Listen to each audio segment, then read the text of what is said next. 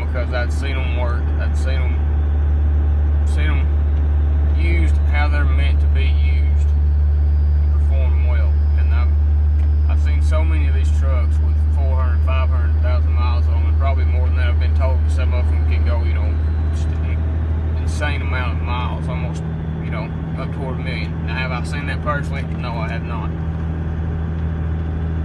But, and I don't have brand loyalty. I had never owned a Dodge before this one. I drove Ford, but it wasn't a diesel. I love Ford's gas engines. That's what I had before. I had a little Ford gas engine pickup. I loved it. It was a good truck, but it just didn't have the power that diesel does. And I'm in lawn care, so I need something that can pull, all day, every day, and it not wear it out. That's what these trucks are meant for, and that's what I'm using it for. And I'm just, it's grown on me. I'll say that. I've driven Powerstrokes in the past. That a job I used to have, and there was two of them. They were both 2008s. One was an F450, one was an F550. It had the 6.4 liter Powerstroke engine in them. And I guess they were good trucks, but to me, after I started driving this Cummins, looking back, those trucks felt gutless to me driving. They just didn't. I didn't feel like they were beefy engines. I just didn't. I may be wrong, and they were bone stock. Nothing was done to them. But I just felt like they were gutless. This one does not feel gutless. It's a 1999 24 valve turbo 5.9 liter, and I got the 5-speed in it. It's almost stock. It's got a cold air intake, and it's had injectors put in it, but I don't know what they were. I don't know what horsepower or anything like that. But and the newer Fords, I like the old 7.3s, but those are so hard to find. I looked for some, and the only one I found around here that was in decent shape without a jillion miles on it had 220,000 on it, and they were still wanting like 21 or 22,000, and that just straight up wasn't going to happen. That's just a stupid deal. But those are great trucks, but they're hard to find, and if you do find them, you're going to have to pay an arm and a load, or they're going to have an outrageous amount of miles on them. Around from my area and my experience, a Dodge Cummins, you got more bang for your buck. You can get a lower miles truck at a better price.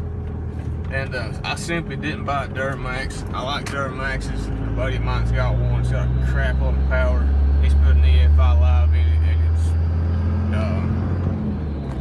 and it's a mean truck. But I simply didn't buy one because of the price tag on them.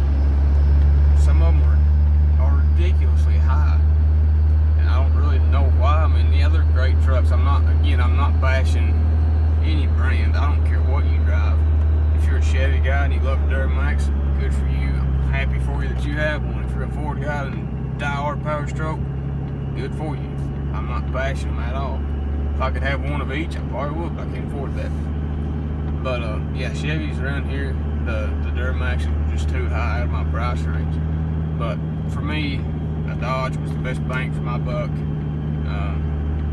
Today's July the 8th, I think, and I got this truck February 12th, and I love it. I kept my old little gas truck for a little while, and I drove it twice in like 3 months. But yeah, they're expensive to maintain, but I love it. I wouldn't go back and get another one if I had to do it over again. I'd get the same thing.